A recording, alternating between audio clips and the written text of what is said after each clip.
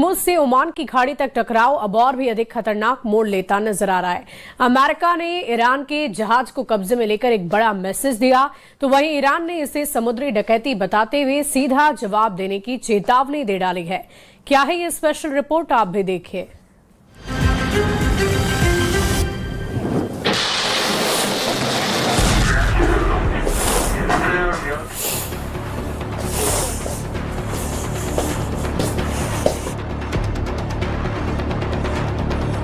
का जहाज को पकड़ रखा है। इससे भड़के ईरान ने ट्रंप की फोर्स को समुद्री डकैत कह दिया है, जबकि ईरान के जहाज को कब्जे में लेने के पीछे अमेरिका के अपने तर्क हैं। अमेरिका का कहना है कि ईरान के तौस्का जहाज पर अमेरिका ने प्रतिबंध लगाया हुआ है। अमेरिकी सेना के मुताबिक जहाज कथित तौर पर डुअल यूज सामान ले जा रहा था, यानी ऐसा सामान जो इंडस्ट्रियल के साथ साथ मिलिट्री इस्तेमाल में भी आ सकता है। वहीं ईरान के कमांडर ने दावा किया है कि वो अपने जहाज को दुश्मन से आजाद कराने के लिए तैयार है, लेकिन फिलहाल उन्हें जहाज पर मौजूद अपने नागरिकों की जान की परवाह है। जैसे ही उनकी सलामती की गारंटी मिलेगी तो उसका जहाज से अमेरिका को मार भगाने की धमकी दी गई है। های مسلح با توجه به شرایط موجود پس از حصول اطمینان از حفظ جان خانواده‌ها و کارکنان کشتی مورد تجاوز آمریکا اقدام لازم علیه ارتش تروریست آمریکا را انجام خواهند داد. अमेरिका ने ईरान को हॉर्मुज़ में उकसाया। तेल गलियारे में अमेरिका की नाकेबंदी से ईरान उबल रहा है। ईरान ने ट्रंप से कासिम सुलेमानी और अली खामनेई की मौत का बदला लेने तक दुश्मनी निभाने की कस्में खाई हैं। ईरान के कानून प्रवर्तन कमान के चीफ अली शिराजी ने ऐलान किया है कि जब तक ईरान ट्रंप से कासिम सुलेमानी का बदला नहीं ले लेता, युद्ध खत्म नहीं होगा। अगर सीज फायर समझौता होता भी है तो ईरान अमेरिका और ट्रंप के सामने झुकेगा नहीं। ईरान के वॉर कमांडर्स मानते हैं कि समझौता होने नहीं होने से अमेरिका से दुश्मनी पर फर्क नहीं पड़ने वाला, क्योंकि ट्रंप जिस तरह के ऑफर दे रहे हैं उसे ईरान कबूल नहीं कर सकता। ट्रंप ने ईरान को नए प्रपोजल में 20 साल तक एटम बम नहीं बनाने को कहा है। इसके बदले वो 20 साल तक ईरान पर कोई हमला नहीं करेंगे। ट्रंप ने इस बार ईरान को $200 अरब फंड अनफ्रीज करने की डील दी है। समझौते के फौरन बाद $27 अरब वो देने के लिए तैयार है। इतना ही नहीं, ट्रंप ईरान को ऊर्जा जरूरत के लिए यूरेनियम रखने की इजाजत भी देने के लिए राजी है। तो फिर ईरान किस बात पर भड़का हुआ है? क्या ये हॉर्मुज़ स्ट्रेट है? हॉर्मुज़ में परमानेंट टोल बूथ बनेगा या नहीं, इस पर अभी सस्पेंस है। ट्रंप यूरेनियम का खात्मा अमेरिका में करेंगे या ईरान में, यह भी साफ नहीं।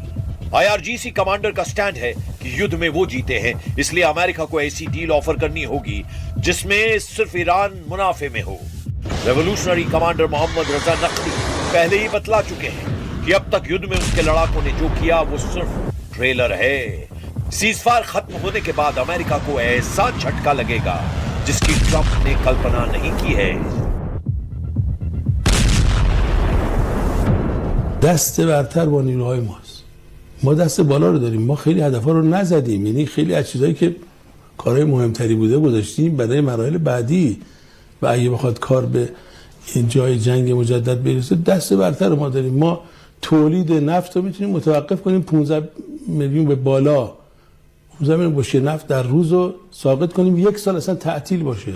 خب نخواستیم حالا خیلی مزاحمتایی به وجود بیاد توی दुनिया व इन्हों को साफ कर दी। ईरान के इरादों का कुछ हद तक अंदाजा ट्रंप को लग चुका है, इसीलिए अमेरिका ईरान के जहाजों को जहां भी देख रहा है उन्हें अपने कब्जे में ले रहा है। ओमान की खाड़ी के बाद अमेरिका ने हिंद प्रशांत समुद्री रूट पर ईरान के जहाज पर कब्जा कर लिया है। प्रेसिडेंट डोनाल्ड ट्रंप ने यह भी धमकी दी है कि ईरान ने कई बार युद्ध विराम समझौते को तोड़कर धोखा दिया है। इस बीच ईरान से मिली खबरें ट्रंप की टेंशन दोगुनी कर रही हैं। ईरान ने सरप्राइज हमले की पूरी तैयारी कर ली है। ईरानी मीडिया की रिपोर्ट के मुताबिक ईरान ने दूसरे राउंड में युद्ध के शुरुआती कुछ सेकंड्स में अमेरिकी सैन्य अड्डों और इजराइल के अंदर घुसकर हमले का प्लान बनाया है। ईरान फोर्स ने दुश्मनों को इस बार नरक दिखाने की धमकी दी है। ईरान ने सीजफायर में मिली मोहलत में तैयारी की, नए हथियार बनाए, नई मिसाइलें बनाई।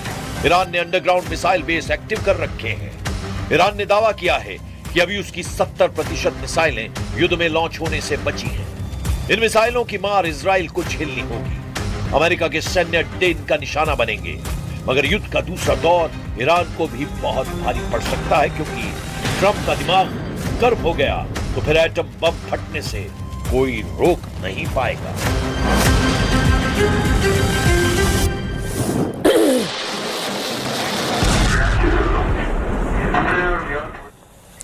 और देखिए, सीज फायर था, बातचीत भी थी, फिर भी डील क्यों नहीं हुई? इस्लामाबाद में शांति की कोशिशें आखिर क्यों फेल हो गई?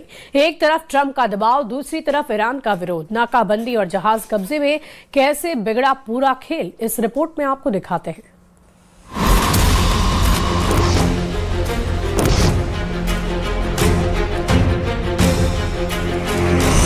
क्यों फेल हुई ईरान अमेरिका की बातचीत? क्यों फिर शुरू हुई ईरान अमेरिका में हॉट टॉक? दुनिया के लिए यह घड़ी अनिश्चितता से भरी है, क्योंकि पश्चिम एशिया में हालात हर घंटे बदल रहे हैं। ईरान और अमेरिका के बीच बातचीत इसलिए फेल हुई क्योंकि जमीन पर हो रही कार्रवाइयों ने कूटनीति को कमजोर कर दिया। चंद घंटों पहले अमेरिका ने सीज फायर बढ़ाने का ऐलान किया, लेकिन साथ ही ईरान के खिलाफ हॉर्मुज के आसपास नाकाबंदी जारी रखी, जिससे ईरान का तेल निर्यात प्रभावित हुआ। ईरान ने इसे युद्ध विराम का उल्लंघन बताया और कहा यह युद्ध अपराध है। यही नहीं, 19 अप्रैल को अमेरिकी नौसेना ने ओमान की खाड़ी के पास ईरानी कार्गो जहाज टोस्का को कब्जे में ले लिया, जिसे तेहरान ने अंतर्राष्ट्रीय कानून के खिलाफ बताया। इन दोनों घटनाओं ने भरोसे को पूरी तरह से खत्म कर दिया। नतीजा ये हुआ कि इस्लामाबाद में पाकिस्तान की मध्यस्थता में चल रही शांति वार्ता बिना किसी ठोस नतीजे के टूट गई और दोनों देशों के बीच तनाव बढ़ गया। इस तनाव को ईरान की चेतावनी से समझिए। ईरान के खातम अल अंबिया सेंट्रल हेडक्वार्टर ने साफ कहा है, अगर इस्लामिक रिपब्लिक के खिलाफ कोई भी कार्रवाई हुई तो जवाब पहले से तय ठिकानों पर पूरी ताकत से दिया जाएगा। ईरान की फौज लंबे समय से पूरी तरह तैयार है और ट्रिगर पर है। बच्चों का कत्ल करने वाले ज़ायोनिस्ट शासन को पहले से भी कड़ा सबक सिखाया जाएगा। यही नहीं, सीज फायर के इस दौर में ईरान किसी भी तरह की नरमी दिखाने के मूड में नहीं है। सीज फायर के इस दौर में ईरान अपने इरादे और ताकत दोनों का खुलेआम प्रदर्शन कर रहा है।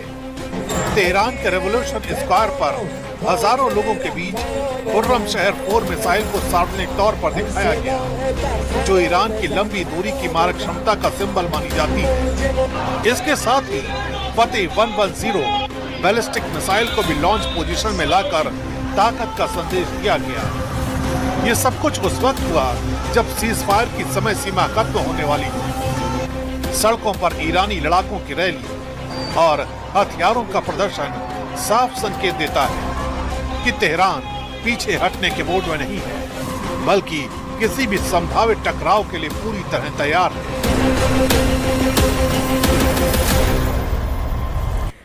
और देखिए, इधर ईरान में सवाल ये उठ रहा है कि किसके फरमान पर IRGC चल रहा है। क्या वो नए commander in chief Ahmad Vahidi हैं, जो पर्दे के पीछे से अमेरिका के साथ होने वाली बातचीत की रूपरेखा तय कर रहे हैं? वाहिदी क्यों इतने अहम हैं, इस स्पेशल रिपोर्ट में आपको दिखाते हैं। वाहिदी ने कमांडर बनने के साथ ही मिलिट्री काउंसिल का गठन किया,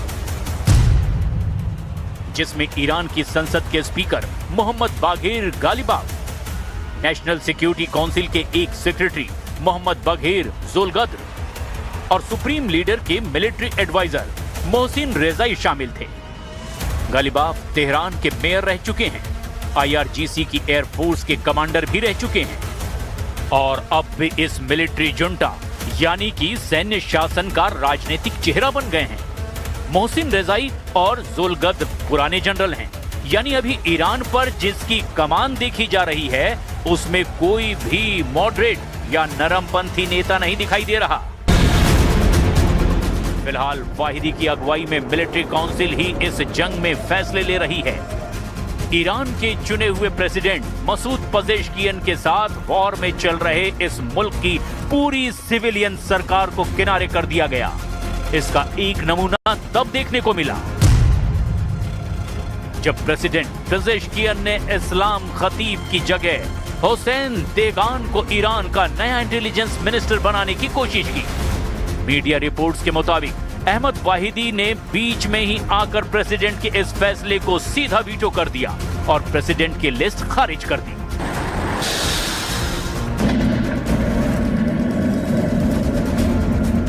ये साफ दिख रहा है कि युद्ध चलता रहा तो ईरान की इकोनॉमी 3 हफ्तों से 1 महीने के भीतर पूरी तरह तबाह हो जाएगी। और देखिए, सीज फायर बढ़ गया है, लेकिन क्या ये शांति है या तूफान से पहले की खामोशी?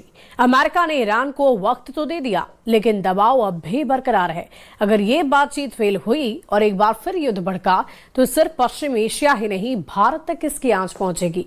तेल से लेकर ट्रेड, सुरक्षा से लेकर रणनीति तक सब कुछ दांव पर होगा।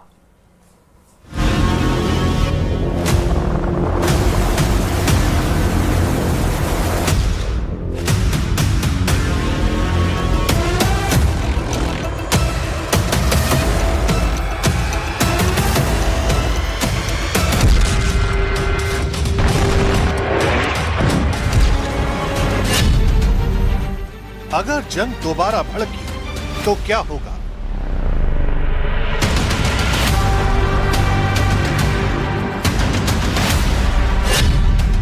क्या दुनिया एक और जंग के लिए तैयार है?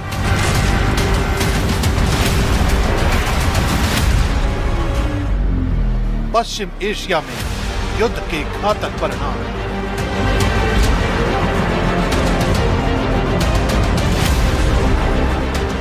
सीज फायर का बढ़ना पहली नजर में राहत की खबर लगती है, लेकिन असल कहानी इसके पीछे छिपे तनाव की है। अमेरिका ने साफ कर दिया है कि ये कोई स्थायी समाधान नहीं है, बल्कि एक अस्थायी ब्रेक है। ईरान पर दबाव जारी है और उसकी हर गतिविधि पर नजर रखी जा रही है।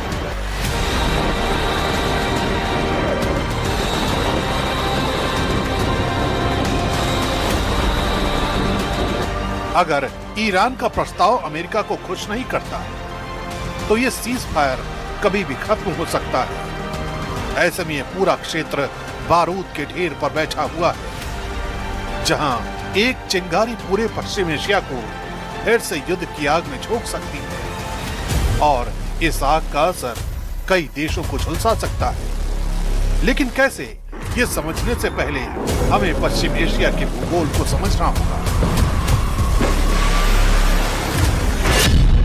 पश्चिम एशिया एशिया महाद्वीप का वो अहम हिस्सा है जिसे आमतौर पर मिडिल ईस्ट कहा जाता है और जो दुनिया की राजनीति और अर्थव्यवस्था का केंद्र बना हुआ है। ये क्षेत्र यूरोप, अफ्रीका, मध्य एशिया और दक्षिण एशिया के बीच एक रणनीतिक पुल की तरह काम करता है। इसलिए यहाँ की हर हलचल वैश्विक असर पैदा करती है। भौगोलिक रूप से ये इलाका भूमध्य सागर, काला सागर, कैस्पियन सागर, फारस की खाड़ी, अरब सागर, लाल सागर और अदन की खाड़ी से घिरा हुआ है, जो इसे समुद्री व्यापार के लिए बेहद महत्वपूर्ण बनाता है। सऊदी अरब, ईरान, इराक, तुर्की और यूएई जैसे बड़े देश इस क्षेत्र का हिस्सा हैं, जिनके पास दुनिया के सबसे बड़े तेल भंडार मौजूद हैं। यही वजह है कि पश्चिम एशिया सिर्फ एक भौगोलिक क्षेत्र नहीं, बल्कि ऊर्जा व्यापार और वैश्विक शक्ति संतुलन का सबसे बड़ा केंद्र माना जाता है। और अगर यहाँ दोबारा युद्ध भड़कता है तो सबसे बड़ा झटका ऊर्जा सेक्टर को लगेगा और इसके असर से कोई भी देश अछूता नहीं रहेगा। पश्चिम एशिया दुनिया के कुल तेल उत्पादन का करीब 30% हिस्सा देता है और यही वजह है कि यहाँ की हर हलचल सीधे ग्लोबल मार्केट को हिला देती है। भारत अपनी करीब 85% तेल जरूरत आयात के जरिए पूरी करता है, जिसमें से 50% से ज्यादा हिस्सेदारी इस क्षेत्र से आती है। जैसे ही तनाव बढ़ता है, कच्चे तेल की कीमतों में उछाल आता है, जो तुरंत पेट्रोल और डीजल के दामों में दिखाई देता है। इसका असर सिर्फ ट्रांसपोर्ट तक सीमित नहीं रहता, बल्कि खाने पीने से लेकर रोजमर्रा की हर चीज महंगी होने लगती है।